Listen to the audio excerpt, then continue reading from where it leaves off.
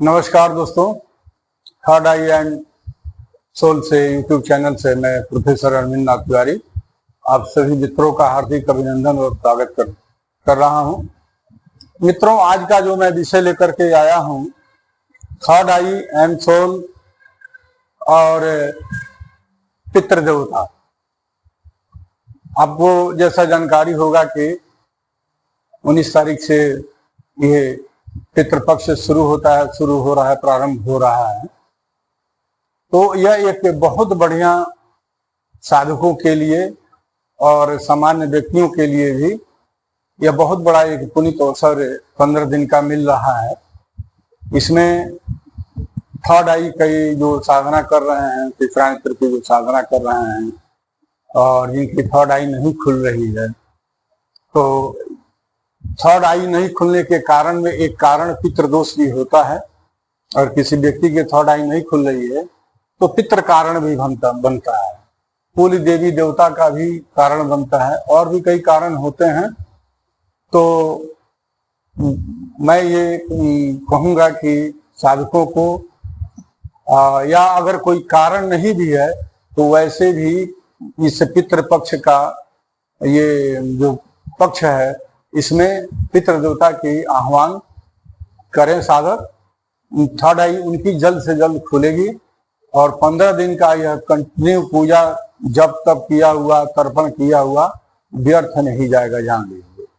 क्योंकि इसमें जो पितृ आते हैं सभी अपने घरों पर आते हैं, देखते हैं कि मेरे जो कुल वंशज हैं वो हमारी आराधना किस तरह से कर रहे हैं या नहीं कर रहे हैं। तो जो इसमें उनके कुल वंशज, कुल के लोग अगर अच्छे ढंग से प्रार्थना, पूजन पाठ और तर्पण करते हैं तो इसमें पितृ प्रसन्न होकर के वापस जाते हैं और ढेर सारा आशीर्वाद करते हैं, आशीर्वाद देते हैं। जिन साधकों के काम में किसी तरह की त्रुटि है या दिक्कत है या कोई काम कर रहा है, कोई योजना है, तो उसमें भी पितृ जो है प्रसन्न होकर जाते हैं, आशीर्वाद देते हैं, तो सफलता मिलती है। और साधकों के लिए तो यह वरदान का समय है। जो साधक अपना प्रयास कर रहे हैं थर्ड आई खोलने के लिए, तो यह 15 दिन का जो समय है उनके लिए यह वरदान का समय है। यह जान लीजिए, देवी देवता अन्य या जिस मंत्र की साधना कर रहे हैं, दुर्गा जी का या हनुमान जी का या भगवान शिव जी का, और तीसरा नेत्र आपका नहीं खुल रहा है, तो इसमें अगर पितृ की आराधना आप करते हैं तो सहयोगी ये पितृ देवता सहयोग अपना प्रदान करते हैं, आशीर्वाद देते हैं और व्यक्ति का थर्ड आई खुलता है।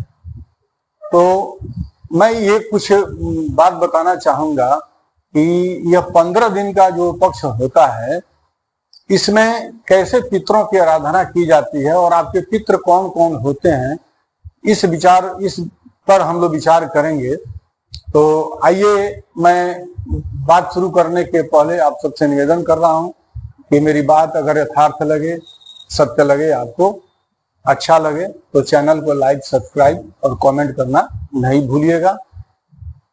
ये बेल आइकॉन को भी ऑन कर लीजिएगा कि नेक्स्ट वीडियो आप तक मिले। तो आइए, हम पहला दिन जो शुरू करते हैं, हम लोग स्वच्छ आसन होना चाहिए और घर के बाहर में बहुत लोग दरवाजे को इशारा में भी देते हैं, बारिश वगैरह होती है, या खुले तौर पर बाहर में ही यह प्रक्रिया करनी चाहिए।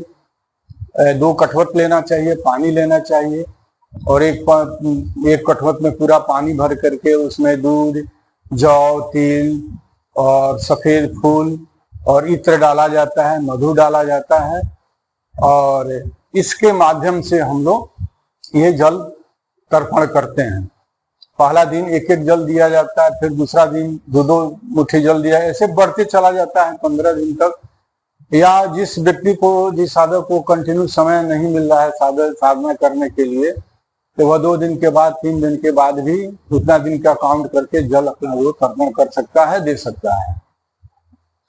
इसमें जो हमारे पितृ होते हैं वो तो पूजा के दौरान वो आते हैं आह्वान करने पर।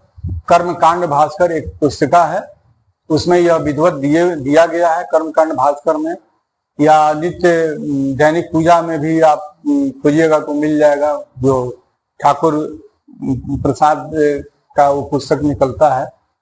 और कर्मकांड भास्कर में तो विधिवत लिखा हुआ, देखिए मैं ये किताब दिखा रहा हूँ आपको, कर्मकांड भास्कर का, आप अगर चाहे तो ले सकते हैं, इसमें सब उल्लेखित है।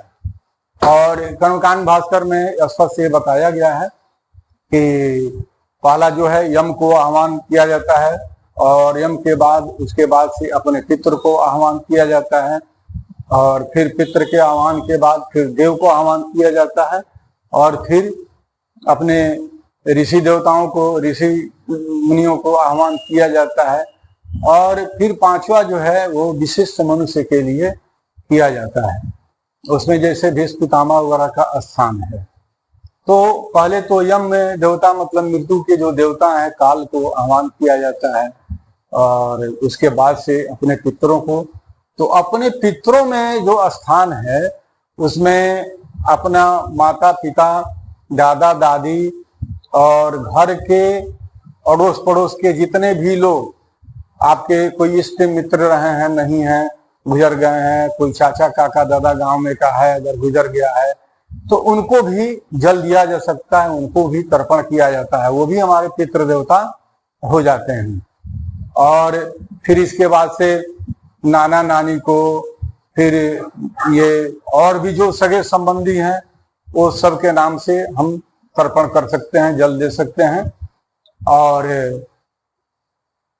फिर आपको ये अपने पितृगणों में जैसे अगल बगल के लोग जो होते हैं, किसी जात के, किसी भी धर्म के, किसी भी पंथ के लोग हैं, वो किसी भी कास्ट, कोई भी कास्ट हो, अगर हम उनसे मनुष्यता का संबंध रखते हैं तो हमारा सनातन धर्म जो है वो मनुष्यता का धर्म है, उसकी पहली प्राथमिकता है। इसलिए उस व्यक्ति को भी हम लोग तर्पण करते हैं। हमारे मैं बताऊं, मेरे गांव में जितने भी अगल बगल के जो जिन्हें हम चाचा कहते थे, भैया कहते थे, आज वो नहीं है, तो मैं सबको जल देता हूं और तर्पण करता हूं।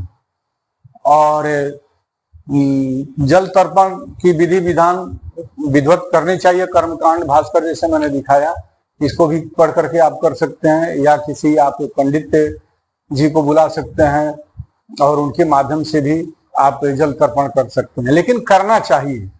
और ऐसे सामान्य लोगों को भी इसकी सफलता मिलती है। पितृ आपके सब आशीर्वाद दे करके जाते हैं, और जिस घर परिवार में यह नहीं होता है उस घर परिवार को श्राप दे करके जाते हैं। बहुत ऐसी धारणा है समाज में, परिवार में, कि गया जी पिंडदान कर दिए, नासिक पिंडदान कर दिए तो पितरों को जल देना जरूरी नहीं होता। लेकिन मेरा मानिए तो अगर आपका खाली समय है तो आपको जरूर देना चाहिए। नहीं दे पाते हैं रोज, तो सप्ताह में मतलब 15 दिन में 2-3 बार तो लास्ट अमावस्या तक तो दे ही देनी चाहिए, निश्चित देनी चाहिए। और ये देना सार्थक है। और सामान्य जो व्यक्ति हैं, जो साधक नहीं है, वे भी जल दें, तर्पण करें। पितर आपके आशीर्वाद दे करके जाएंगे तो धन संपदा सुख समृद्धि की बढ़ोतरी निश्चित होती है। और ये तर्पण करने के बाद 1 से 2 महीना में उसका एहसास हो जाता है। और इस पीरियड में पितृ दर्शन भी देते हैं, स्वप्न के माध्यम से, एहसास के माध्यम, या जिनको दिखाई, कोई साधक है उनको तो दिखाई पड़ेगा, पितर आके खड़े होते हैं, वो उनको दिखाई भी पड़ता है। तो वैसे करना चाहिए लोगों को। तो मैं ये कहूंगा कि कोई साधना अगर कर रहा है तो निश्चित इस 15 दिन का लाभ उठावे। और ओम पितृ देवता भ्यो नमः, कुछ भी नहीं जानते हैं तो ओम पितृ देवता भ्यो नमः का जाप भी जरूर करें, जल तर्पण करें और जाप भी करें। तो इस तरह से ये 15 दिन का आप सदुपयोग करें, और आप सबको ढेर सारा आशीर्वाद मैं प्राप्त कर रहा हूँ। आप सबसे पुनः विदा लेता हूँ। जय हिंद, जय भारत।